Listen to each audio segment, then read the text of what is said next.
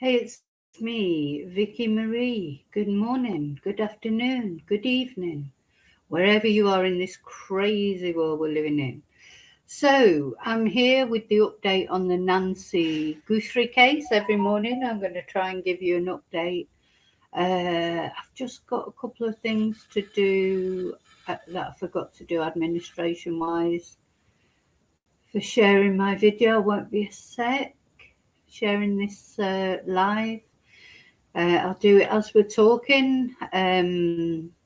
So what we're going to talk about in this video. So it's funny yesterday because it was like a lot of things happened, but still nothing's happened.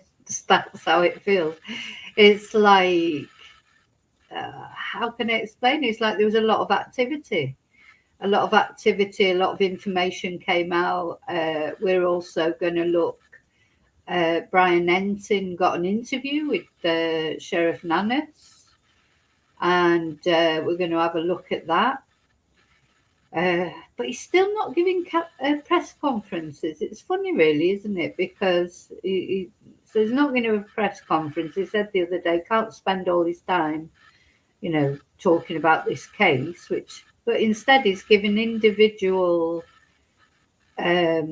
interviews, which, to be fair, probably take longer, don't they, than just doing one statement and releasing it, one video statement or one press conference every couple of days. So he's doing quite a lot of interviews. Sorry, as I'm talking to you, I'm doing this. He's doing a lot of interviews, but they surely going to take him up more time than doing one press conference or one video. I mean, to me, you could do a video, like a public video. Anyway, never mind. What do I know? I'm not sheriff, I suppose. So at the end of the day, whatever we think of Sheriff Nanos, which I've got to be honest, is not much, and I haven't changed my opinion really. He is the only sheriff we've got in this case. He is the sheriff in charge. Um,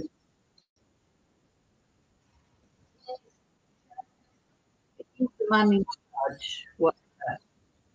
He's the man in charge. We have to accept that, don't we, really? At the end of the day, what else can we do?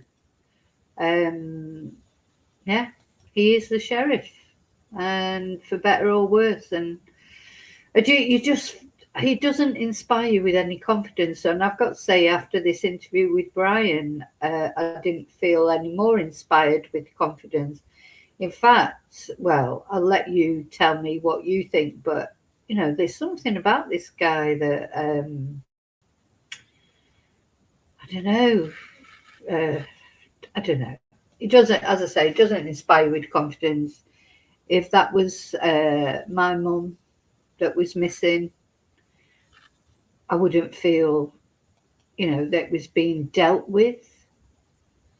Somebody else on there, they're saying they've done an interview with him. Yeah, there's another interview. Why is he doing all these separate interviews? Surely that's going to take him longer. That's going to take him longer to do. Sorry, I've only got one more thing to do. He's only got one more thing. He's only got one more thing to do. I'm thinking about what I've got to do. Yeah, surely it's taken him longer to have a queue of podcasters and media people coming in and all saying the same thing to all of them.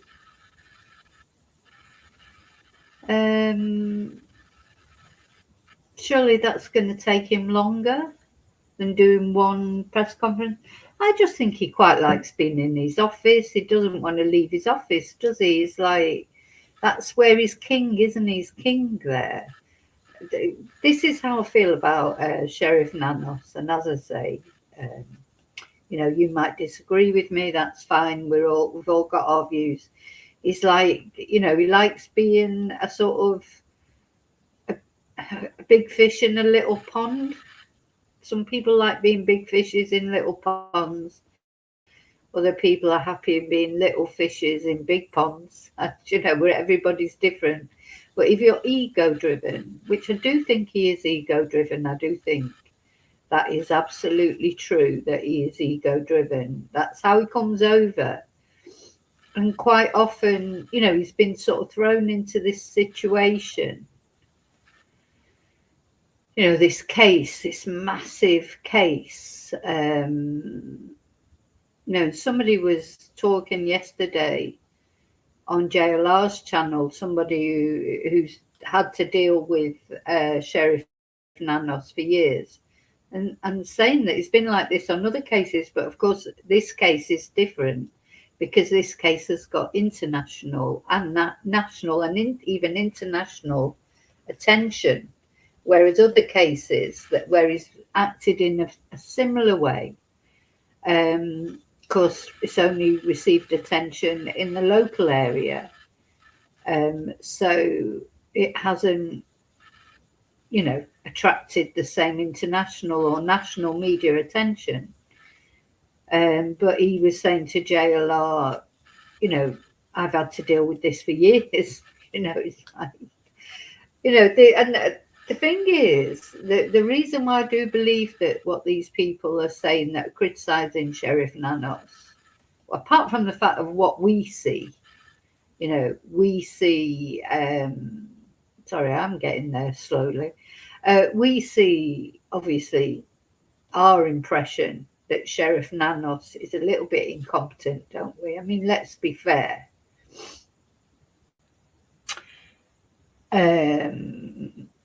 You know, we've seen that he's a bit incompetent,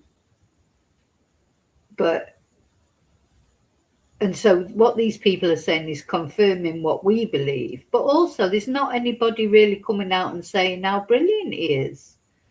You know, where's his defenders? Apart from him, of course.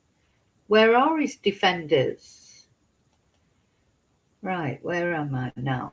Right, I'm getting there now, Hi, old hippie. Yeah, I've seen that. I saw that people were talking about that. I didn't go on stream last night, but I was watching JLR practically all night on his live stream, on and off. His didn't seem to go off. I don't know what these hiccups are worldwide. It's probably something to do with Elon Musk or Donald Trump. I blame everything on the Trumper. But no, I have seen some talk about that. So hi, lovely lurkers. Hi, replay crew. Sorry, I'm still a bit half asleep because it's quite early in the morning for me. This is my second coffee. I'm normally better after that. Anyway, this is working from what I can see. So I don't know about the YouTube hiccups. So yeah, what do you think about this sheriff? You know, it's like, why is he doing all these separate interviews when he was moaning that he can't be sitting down doing interviews all day because he's got too many things to do? You know, it seems like as long as he can sit in his office, he's quite happy, isn't he? You know. Anyway, let me just put my banner up a minute. So yeah, thanks for watching. Thanks for liking. Thank you for subscribing. Now, as far as I just wanted to quickly mention that, thank you to all of those of you who've given donations for the computer fund. I really am getting them still a little bit short when I add up sort of the donations that people have given either on Ko-fi or in other ways, PayPal, etc.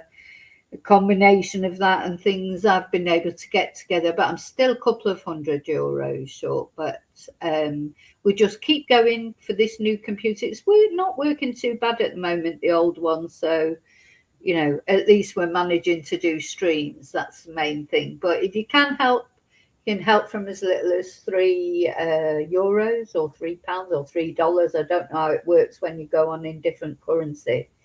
In Ko-fi, and I appreciate everybody who has helped so far. Thank you. So yeah, this Sheriff Nanos, let me know what you think about him. I mean, a lot of you have already let me know what you think about him. You know, he's not he just doesn't inspire you with confidence, does he? And as I say, all the stories that are coming out about him, where's his defenders? You know, is maybe someone will come on and defend him. Is he really that bad that everybody says he is? I think, you know, yeah, one person criticizes you, a few people, but then normally people come out and defend you, don't they? I mean, you can't please everybody. He's, you know, he's a sheriff. Some people are not going to like his way of being in charge, but I think the reason we sort of believe, you know, the stories is because of what we've seen. So let's go over what happened yesterday. So there was a lot of activity yesterday, and some information did come out. So the information that came out was that the DNA that was put in the database did not match any felons. So it did not come up with a match.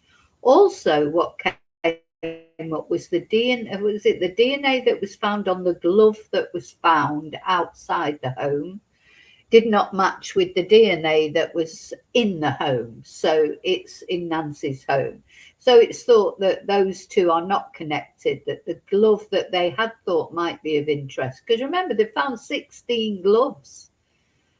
I'll tell you, the FBI aren't coming over brilliant either in this, because when they say these gloves were probably discarded by searchers, I just can't believe that searchers would discard their gloves all around the countryside or all around the neighbourhood.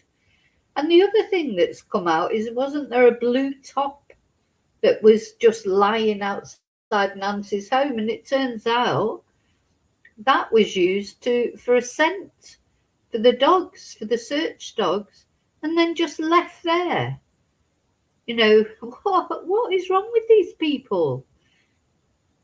You know, so Nancy's top, oh, just toss it over there now we're finished with it. Just leave it there in the bushes for all the podcasters to take videos of and wonder, what is this blue top doing here? Now the FBI is saying, or the law enforcement are saying, I'm not sure if it's FBI or law enforcement, saying, oh, well, that was the top that was used to give a scent to the dogs. And they've just discarded it there at the scene. What? Oh, God. I'll tell you, when, if I ever say when, it's an if, it should be, if I ever go missing, don't let these clowns search me. I'd rather stay missing, to be honest. And this poor family and poor Nancy, these are the incompetents that are dealing with her disappearance. And here we are, over 2 weeks later, well into the third week. And really, there's a lot of sort of clues, and, you know, there's a lot of information being bandied around. There's the 2 SWAT raids, but really, I don't think they know anything at all yet. Yesterday I was thinking, oh, maybe it won't be long before there's an arrest, and it just all seems like rumours flying around. Anyway, what else happened? So yeah, the DNA did not match up with anybody who's known to the FBI. Now they'll go for that genealogical DNA, won't they? This is what they did with Brian Kohberger, I think, because whoever has taken that, if whoever has taken Nancy has never had their DNA entered on the database before, it means they've got no previous convictions or not for anything serious. So that's what happened with Brian Kohberger. So then they put it in the genealogical database. And I think what came up with Brian Kohberger, wasn't it, that his father was on there because he'd been in law enforcement or something? Because there's a lot of people in the genealogical database from law enforcement, the services, people who who've wanted to have, sent their DNA off to labs to see, people do it just out of interest, don't they, to see what their ancestry is. So yeah, that's probably the next move as far as the DNA is concerned. Then the other thing that happened yesterday, which was quite strange, because so I was watching JLR. I don't know if you watch him or not, but I've been watching it off and on when I've had a chance. And he's at one point I sort of sat there and I thought, I'm sat here looking at a cactus on the screen, waiting for something to happen. But it is sort of compelling, even though a lot of the time there's nothing happening, you know. It was quite nice. We went off and gave a homeless lady some dog food and a voucher, and other people left. You know, so there's nice little asides like that. I like the little interviews he does with people going past. Often they're locals, and they give you a bit of insight into how it feels to actually live in the middle of that shit show at the moment. I can't imagine what it's like. You come out of your house and you've just got this. There was hundreds of press there, you know, various like mainstream media, social media, you name it, and they're all. As soon as someone sort of turns up in the drive, all the cameras are on them, and they're all fighting for position, you know, to get the best shot. It's quite interesting just for that, really. Anyway, while he was there was some activity. I don't know if you saw it, but this really strange van turned up with tiny windows. It looked straight away to me. At first, I thought it was a forensic van, because then I realised it wasn't big enough. It wasn't long enough. When I say forensic van, you know, it almost looked like to me like something to put a body in, because there was no windows, or only very tiny windows. Anyway, it turned out that it was probably to do with a lock and safe company. Did they find a safe in Nancy's house? Anyway, they went in, they backed up to the house. The sheriff position, all vehicles were positioned so you couldn't really see what was going on. But of course, someone had a drone going over, and so then another guy turned up, and another one, and they went into the house with a briefcase. Anyway, we don't know what all that was about, but there were the guy with the strange van that may be from a safe like lock company. He wasn't there that long, but the other guy was there quite a long time, and all that was going on. But of course, we don't know what they actually did in the house. And then just up the road, one of the neighbours, their house, the police or the FBI or someone was there looking at their cameras. And this is all intriguing, isn't it? Because we don't know what they're doing for a start, really properly. But also, we don't know why why we're into the third week and these things are doing. I think we think that like all these things of, you know, neighborhood cameras and all that, it should have been done like in the first few days. I don't know. You expect all that activity. Why they keep going back, and not only to Nancy's house, but you know, this is what causes all this sort of speculation about Annie and Tommaso, even though the sheriff has come out and said that the family are completely innocent and have been cleared.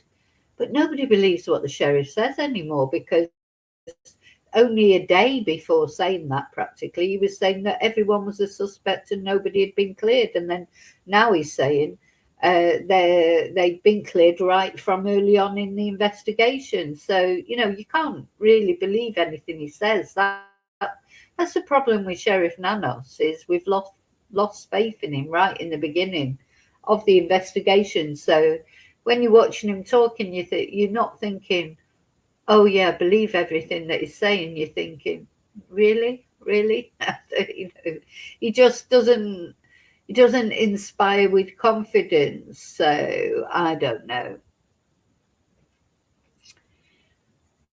Yeah, that's right. They talked about taking off see, I don't know if it's been given back or not. All hippie, Annie and Tommaso, they are not at that accommodation. You know, they're not at that house. They couldn't live in that house now, could they? Because the press practically camped outside it.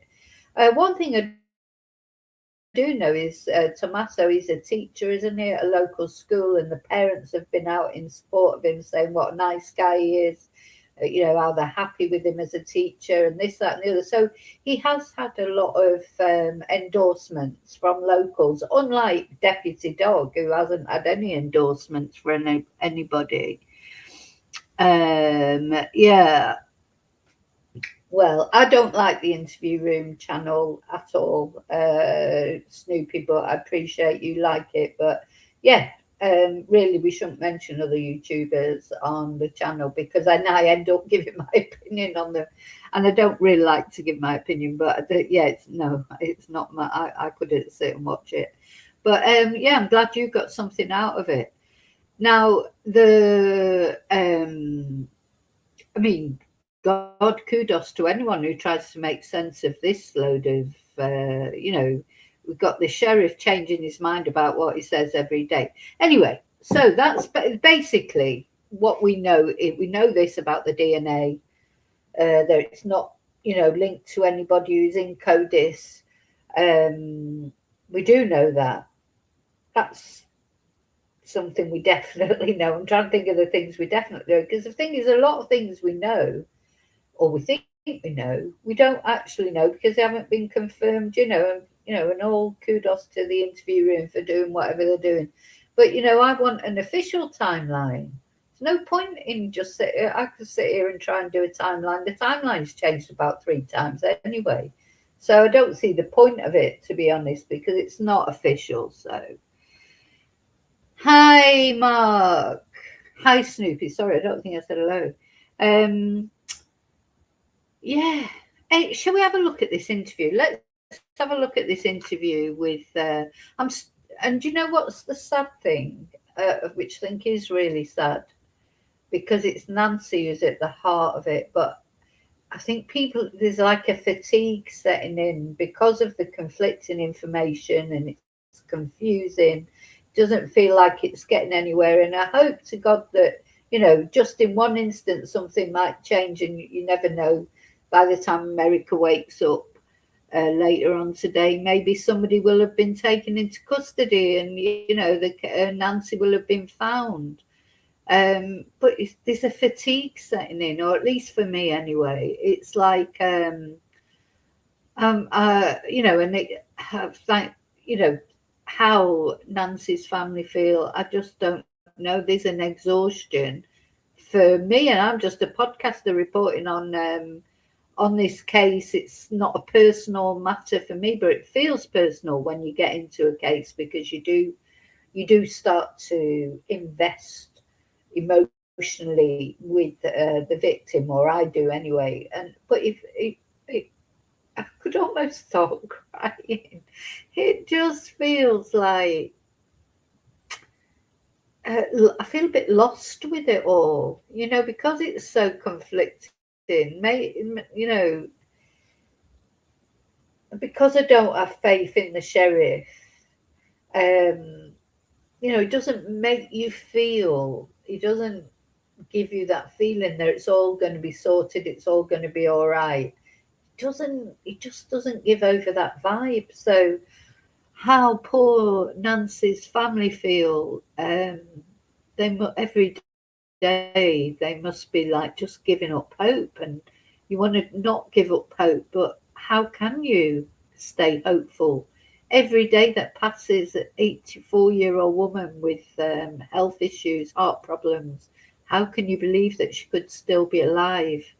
But yeah, she could still be alive.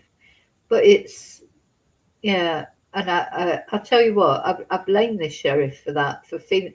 I've seen cases before where when you are starting to feel that fatigue and thinking, oh, this case will never be solved. Rachel Marin was a prime example.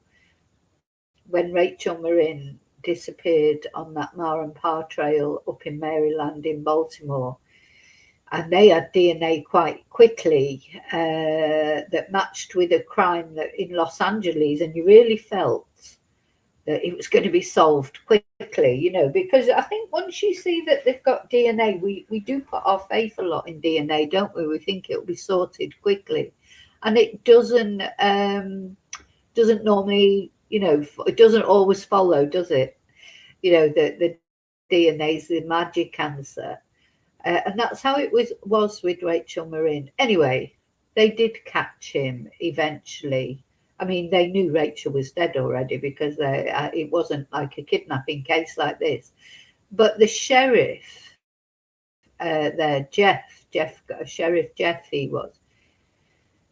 I don't know, when you were sort of losing hope, he'd come on and he'd do some type of interview or whatever, and you would feel that you were getting somewhere, you know, or that they were still working. I think he just inspired you with more confidence that it was going to get solved, even though it went on. I think it was a year before the actual perpetrator was finally arrested.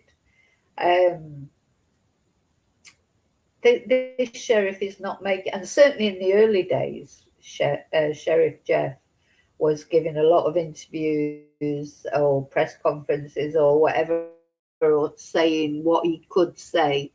And he just gave you that feeling that it would be solved. And I'm not getting that with this sheriff. It's very depressing. And as I say, it's creating this sort of case fatigue for me because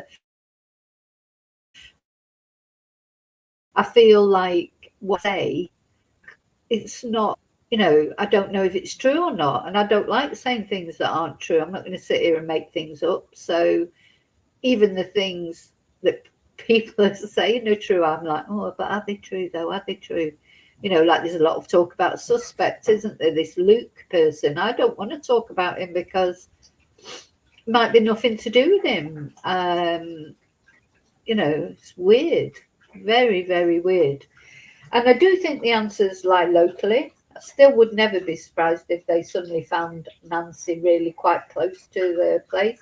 Now they're talking about, you know, that maybe it was something against Savannah, particularly, you know, like a revenge thing, a stalker of Savannah's. Or I do think it's interesting that the last two appeals from the family have been just Savannah on her own, rather than the whole family. It's like, is this a personal thing against Savannah? Then you get other people saying, no, it's a robbery gone wrong. Other people saying, is it a mistaken kidnapping? Because that apparently there's a case in Australia at the moment where, funnily enough, an elderly man has been kidnapped, and it's thought that he was kidnapped by mistake. I mean, for God's sake, what's wrong with these criminals? Can't they do anything right? How do you kidnap someone by mistake? You know, so all those things, and then something that come up that's really upset me, because Jennifer Coffindaffer was saying about the DNA.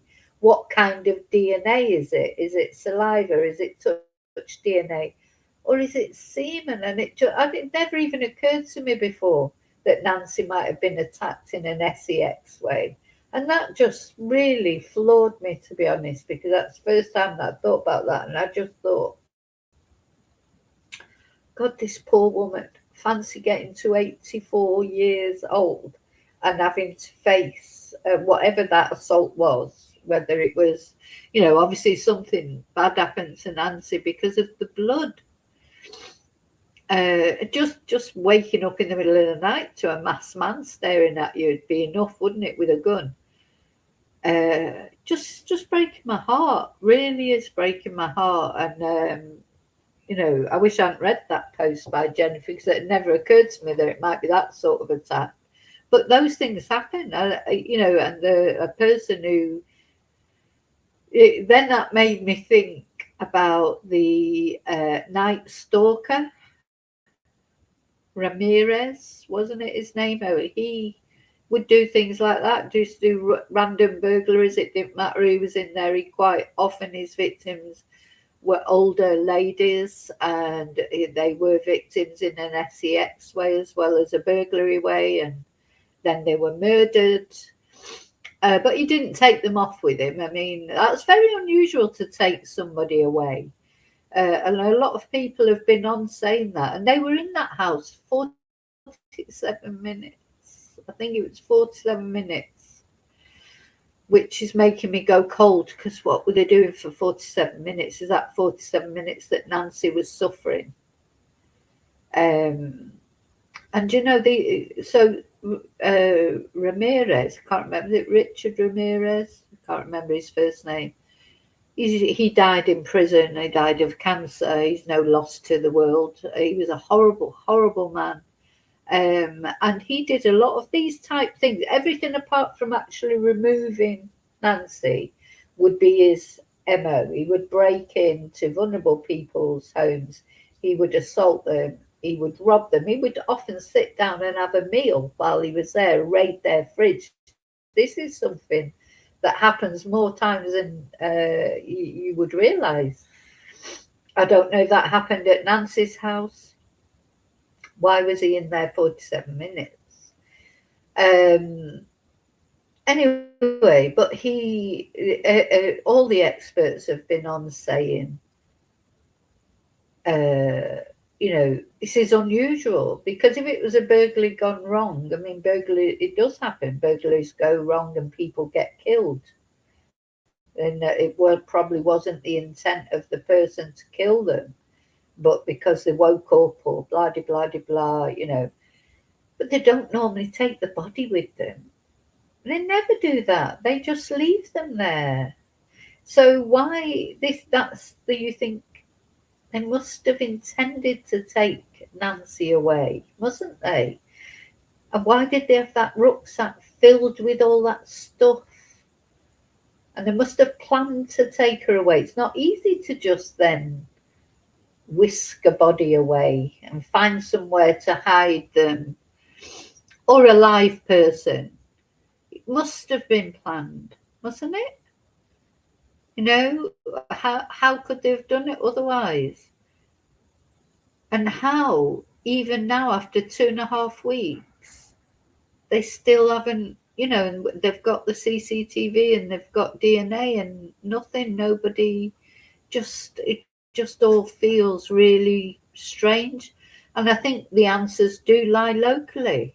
No one's going to come from out of town, are they, surely, to do that? I don't know. Well, the thing is, 47 minutes he was in their YouTube love story. Hi, Melanie. Hi, YouTube.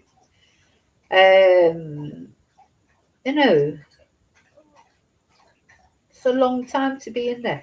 Now, I do think there's a possibility there was a safe in there, because I feel like this person that came yesterday, who supposedly is from some safe company, or this is what JLR says anyway, and somebody looked up the registration number, and then I looked up the company, and it is like, she could have had a safe in there somewhere, couldn't she? And maybe that person that broke in knew she had a safe, because if it's sort of somebody's mentioned this to them, maybe in all innocence, we've talked about this before.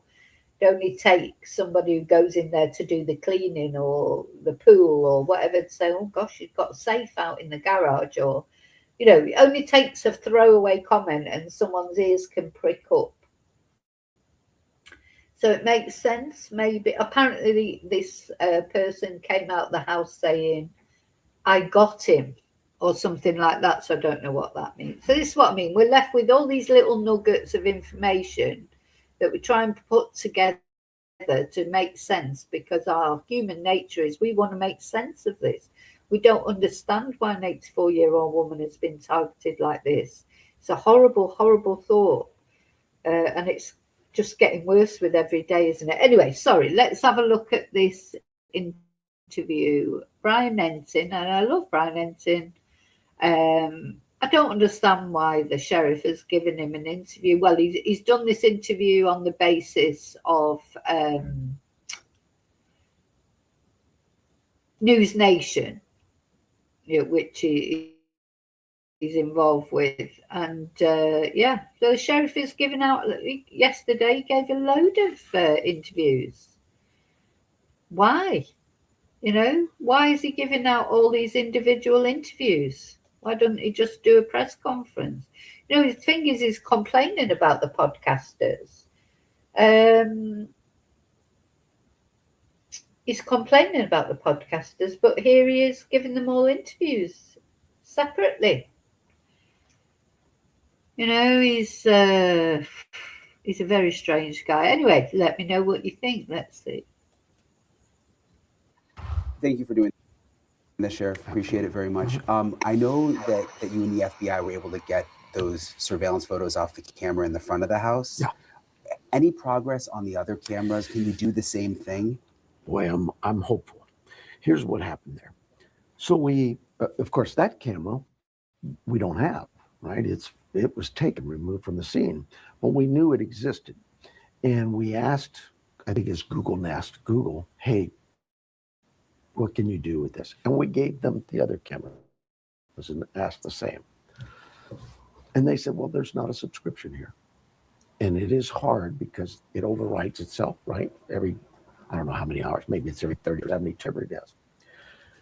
But you know what, Sheriff, we'll try. Thank you.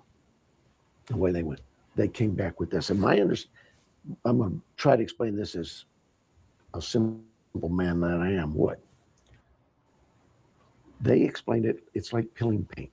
You have images over images over images. Now, what you said there, I'm going to try and explain it like the simple man I am. I mean, he is a simple man. Now, I'm not saying that as a criticism.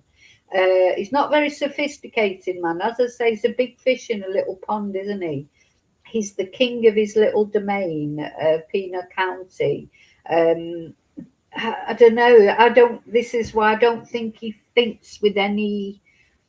He doesn't think outside the box, this man, in my opinion. It's like he's the king in his little domain. He doesn't like being questioned. Anybody questions him, challenges him, he transfers them out or moves them to another department or does whatever. He's not happy with the FBI from the investigation they did into him in, I think it was 2016. So I think here he sees an opportunity. He's got the elections coming up in November. He'll be doing his best to get the kudos for this investigation because it will affect his chances of being re-elected. But he's going about it all the wrong way. Whatever happens in this case, it'll be interesting to see if he gets re-elected in November. What are the locals making of it? Are there locals out there that think he's brilliant? I haven't seen anybody defending him. And also the way he talks, you notice, because he doesn't really understand the way these things work, which is fair enough. That's not his job to be a technical person. But he tries to explain it patiently like a child. He comes over as very condescending. That's just my opinion. You may think differently. You want to get to that 8th layer or the 6th layer, and you got to peel back very easily because you might destroy the layer you wanted. So they were able to do that. I said, oh, this is really, that piece of evidence. Oh, they kept it 10 days. No, we all sat here right in our command post with the FBI and went, this is really great stuff. We need this out there. So I don't know that it was here more than 2 hours. And it's only because we had to do some cutting of the way they sent it to us and prepare it to get out to the media, and had to check with Washington, all those things that the FBI had to do as well. And we got it out probably less than 2 hours. And it generated, in that first hour for us, just alone here at the department, almost 5,000 tips. So it's a great piece of evidence. So there's other cameras. Your question, will we get more? We've asked the Google, hey, guys, can you do this?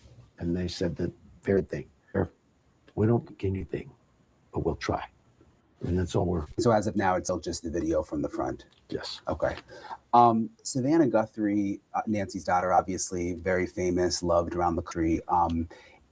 Is this really random, or do you think someone may have had a grievance against Savannah? Have you been able to sort that out at all? Well, yeah. Anything's possible, right? I mean, there was talk, well, this was a burglary, because we recognize that anything is possible, and we'll allow that evidence to show us what it is. The time to ask that question, motive, is when we actually know who's done this. And so, yeah, I get the speculation, but yeah, for me, I just looked at it and said from day one that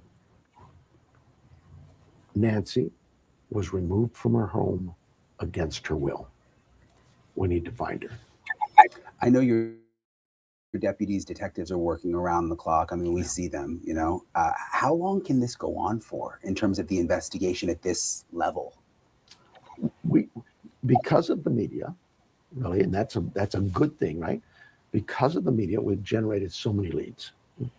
Yeah, they're probably at a position where they've almost got too many leads. It's like, the media is giving attention. It's good that it's got attention. I've seen people out there who've got missing relatives, missing loved ones, complaining because their loved one did not receive all this attention. And it's funny, isn't it?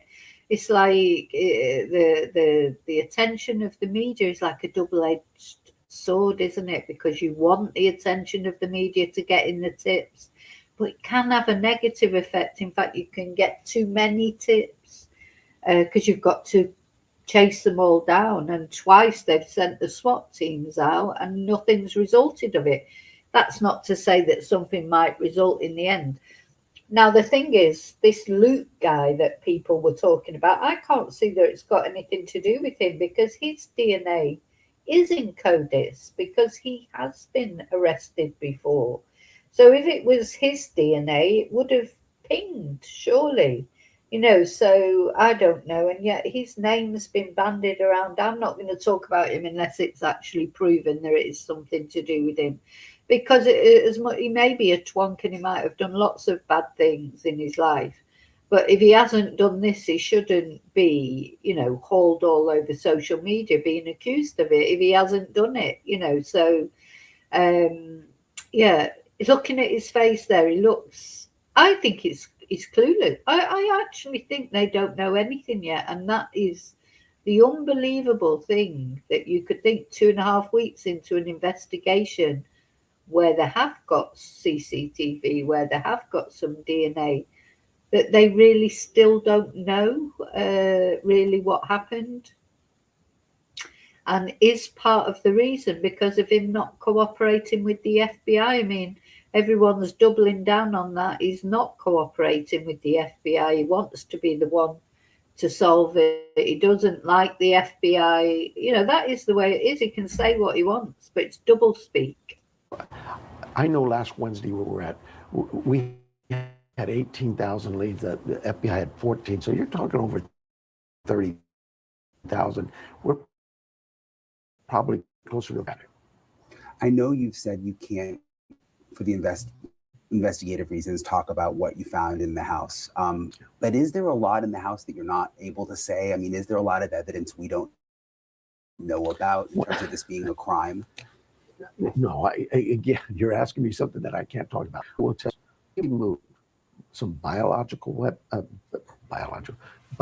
evidence, prints. On biological weapons now. We've removed some biological weapons. I'm sorry, I just think he is a clown. I do. I think he's so out of his depth, this guy. And what you said there, Melanie, exactly. How can you say the time to think about motive is after someone's been arrested? It's working out the motive that will lead to somebody being arrested. Motive, why? That is the key question, isn't it? That's how you'll find the perpetrator, by working out the motive. I mean, all right, you may not it may not always work in that order, but surely that should be what you're trying to do. Why would someone break into Nancy's home in the middle of the night?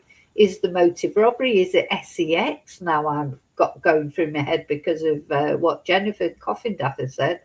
Was it revenge against Savannah? Was it burglary gone wrong?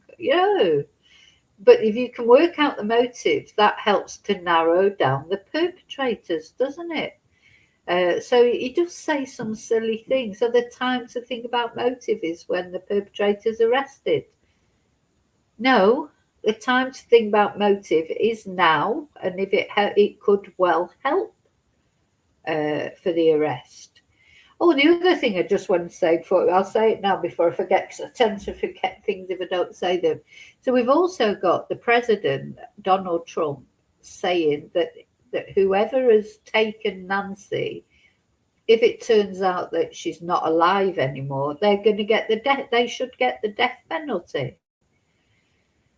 Now, as much as we may all agree with that, you know, if you agree with the death penalty, but do you really think that Donald Trump should be saying that now before they've caught the perpetrator? So imagine if that perpetrator was just thinking about coming forward. Maybe Nancy did die during the kidnap, or, you know, or maybe she's died subsequently. Well, he isn't going to come forward now, is he? Not going to come forward now that he knows he's going to get the death penalty. How irresponsible to come out and make that comment. If once he's been arrested, he comes out and says that, well, fine. But this guy is still at large, trying to encourage him to come forward, or someone else to come forward and dob him in, you know. So that's not going to help, is it? Because even for someone, you know, if somebody had been thinking, oh, I think it might be my son, or it might be my brother, or it might be my friend or my husband, now they're going to be thinking, oh, God, I can't go to the police now because I don't want him getting the death penalty. So, do you know, just ridiculous to say that, you know, in the middle of an active investigation before somebody has actually been caught. DNA, whatever, all of that was removed and sent to the lab. We removed physical evidence, computers, phones, everything, anything we could. And that's submitted to another lab. That was given to the FBI. And why do we give it to the FBI? Because we know that they're very good at some of that stuff. And so we share with them that. Why did we give ours to our lab? Because it's what we've done for years, and our lab's always done well. In fact, we've used the FBI before. They're very good at solving things and doing things. There's your answer right there. Why do we give that to the FBI? Because they're really good with that. According to, so he decides what people are good with, because he's King Dick. He decides what people are good with. But why did we send our stuff to our lab? Because that's what we've always done. He can't think outside the box, this guy. He cannot think outside the box. They've always sent the stuff to their lab, so they're going to carry on sending it to their lab so that they're in control of it, not the FBI that's in control of it. That is, to me, the key to this guy's personality. We've always done it like that. So we're going to do it like that again, because I don't know how to think outside the box, and I'm not letting the FBI steal my thunder. That's how it all feels to me. They want, do you know what? They want to get rid of this guy, definitely. He's the worst person to be in charge of an investigation like this. But the FBI, not unlike our Department of Public Safety in Phoenix, they have a lab. They could have been used, but we look at it as this. If I use, for example, a state lab, DPS, or the federal lab, Quantico, and so it really puts a lot of strain on them to prioritize those cases and do what they can with them, where if I have my own lab or a contract lab, it allows me easier access to those cases that I think are important to us. And I'm not talking this case, I'm just talking cases in general. We could build a lab, but that's pretty expensive too. We just found that this lab we use is very good. Were they in Florida at the time? The other thing is, if you've watched Epstein being interviewed, he reminds me of Jeffrey Epstein in the way he talks. Maybe it's that age group, like he's like a dinosaur from another age, isn't he? Or that's how he feels to me. And he's just never moved on, or he's like just stuck in this sort of I'm the big I am sort of type thing, and he won't.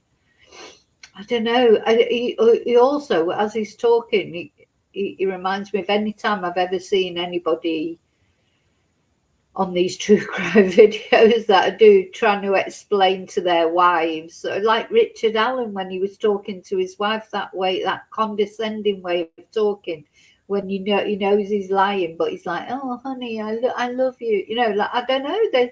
There's something about this guy. I just don't like it at all. He's got this way of talking. But I know that in today's world of technology, reports are generated and sent out in the flash of an eye. What we need to know is when we send something to a lab, can we get it back to us quickly? Can we have a rush order, if you will? Well, sometimes I want this now, but the FBI may say, well, we understand that, but New York has a crime, LA has a crime, so it's not against the labs. And so when this piece of evidence, we did what we normally do, we sent it to the lab, and we did that scene. Then we went and did another scene when we did a search warrant out in Rio Rico. So all that was gone. Now we find a glove. The FBI says, "Oh, we can send it to Quantico." And I said, "Well, you know what? Let's keep it all in one place. Let's just send it all to our lab." No, it's not like that lab. No, it is about keeping your evidence together in one spot. And when that report... No, it's not because he thinks the FBI's got a bad lab. It's because he wants it to go to his lab because he wants to be in control of it. He doesn't want to let it go to the FBI. He wants to be the person who's seen to solve this case. But in his efforts to do that, he's just making everything worse, as far as I can see.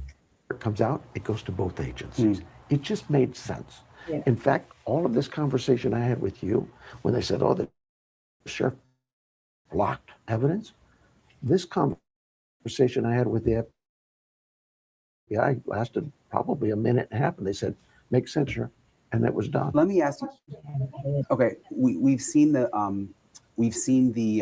photos from the surveillance camera in the front of the man. Do you think there could be a second suspect? You saw what I saw. We know he is a bad dude. He's who we want. Is there somebody else working with him? I don't know that. We'll know it when we find him. The TMZ letters, I've lost count of how many they've received. And I know FBI is investigating that part, right? Correct. But do you think they're legit? Because it seems like every day they're on TV with a new letter. Again, you want to go to your experts, right? It would be irresponsible for me to give my opinion on something that we've given to the FBI to look into. That's their data way. We'll let them handle that. And the search warrants, we saw the one in Rio, we saw close to, I think, Sunday night. Does that mean you all believe this could be close? Because it's action we're seeing right. Those developers this, and you may see it today. It may not be anything today. You may see 5 of them today. But what happens is this. We have 400 investigators out there from all agencies, not just in this valley, the 10 different law enforcement agencies, but some from Phoenix and FBI from across the country. And they're out there shaking down leads. 40-some thousand leads.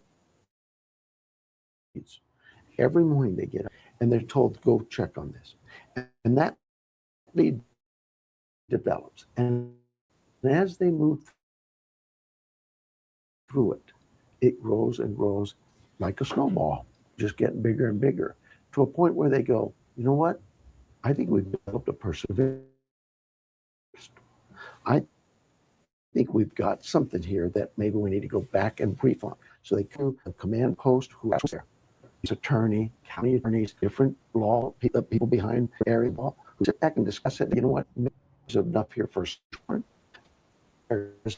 That characteristic is a photo, maybe it's buckle sales, maybe it's finger, whatever it is. And we present it to a judge. And a judge says, "Yeah, I think there's enough." He signs it. That's how that snowballs. And everybody is energetic and they're so enthused. I wish you could see the face of the young men and women out there who are working these and all the energy, because it's what happens in investigations, particularly bigger investigations, where they're excited, probably like you are. We've got to, and then it falls through. That's part of the ebbs and flows of an investigation. You're going to have those highs and lows.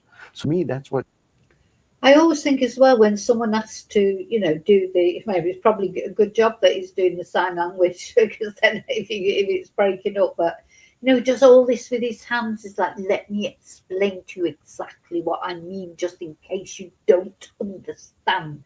We put that over there and that goes over to that lap. I don't like that way of talking. I'm not a fool. I don't have to have somebody talking to me like I'm 2 years old. Don't like his way of talking. it's important that I dispel some of the things that are out there, so my team knows that no. They're a solid team. This is a team who solves crime every day. They are my experts. I would be silly 50 some hours at this scene. We processed the scene. I'm taking their word that they're good. I don't need to hear from some pundit out there who's never done a crime scene. I don't need to hear from somebody who's never done a criminal investigation. I've got experts. That's who I choose to listen to. Just like always in the background, the critics who want to rough us. But go do that stuff. I just want to find Nancy. I want my team focused every morning. When they hit that low, that they know that they have someone who believes in them and their work. They're going to do it. I have 100% faith they will solve this case. If you're the guy, if you're that monster, you should be worried. You should let her go. Just let her go. Are you getting closer? I think we are. But I have to have that belief, right? I have to have that faith. Every day, we'll keep at it. We ain't quitting. Appreciate the sheriff for making the time. Yeah. So he reminds me a bit of the Swedish chef of the Muppets, with his hands everywhere. So thank you, Brian, for that interview. But he's given interviews to other YouTubers as well, or other media outlets, I should say, because that interview technically was with News Nation rather than Brian Entin individually. But I just don't understand why he's doing that. He was whinging that he didn't have time to do all these media interviews, and here he is doing a load of media interviews, where he could just do one video statement or one press conference every couple of days and just clear up some things and not have to spend all this time. But I think he likes being in his office there. That's his domain, isn't it? That's his little kingdom. And he can patronizingly explain with all his hand movements what's going on. So I don't know about you, but after watching that interview, I can't say that I feel more confident that this case is, near to being solved. But maybe it is. There's normally things going on in the background, aren't there? So as I said, there was activity yesterday. People were round at Nancy Guthrie's house, though we don't know what they were doing, obviously. And then they were round at the neighbour's house, looking at the cameras and the lights on the neighbour's house. We don't know what that was about. Why now, 2.5 weeks into the investigation? We know that the DNA that was found has not pinged with anything in CODIS, so it's not anyone who's been convicted before of anything serious. And we have to, so that I think really, I'm sure that Luke guy that people are branding about his name, I'm sure he has been arrested before, so can't be him then, can it? But yeah, so that's where we are. And there's not much else to say, but tomorrow is another day, so you never know. I'm sure that they are all working. One thing that I'm sure is true, they are working round the clock, I'm sure, to try and find Nancy.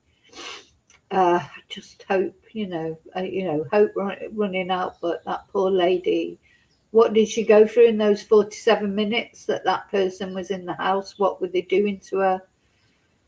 I literally could just cry for Nancy and what she's been through. Whatever happens, I hope there's a happy outcome. But you know, uh, we can only hope for that. But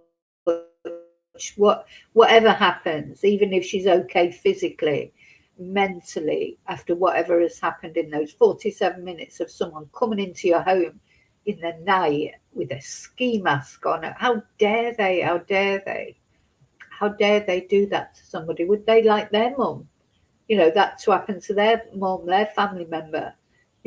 How dare they do that? This callousness, how people can treat other people, you know, just it's just beyond me sometimes. It's sort of got to me a bit, as I say, because I think I'm at this point where I just don't have any faith in not only the police but the FBI, because there's the FBI leaving gloves all over the place and leaving that Nancy's top that they'd used for the scent dogs and just discarding it in the bushes and leaving it there. Where's the respect? I don't know. Okay, I will be back if there is any news. You never know. Just as I'm talking, they could be on the way to arrest someone. So, I could be wrong. I think I'm just at a point, as I said, God knows how the family feel, because this is just how I feel, where I was sort of giving up hope a bit that what he said the other day, oh, this could take days, it could take weeks, it could take months, it could take years. All these kind of things that this idiot has said. Now I'm starting to feel like it might take years, because I'm starting to lose hope, that it's going to be solved quickly, because it seems to be a case going backwards. All the things that are being done now should have been done right from the beginning. And then this sort of rumoured discrepancies between him and the FBI. I don't understand why he's not embracing the FBI's help wholeheartedly.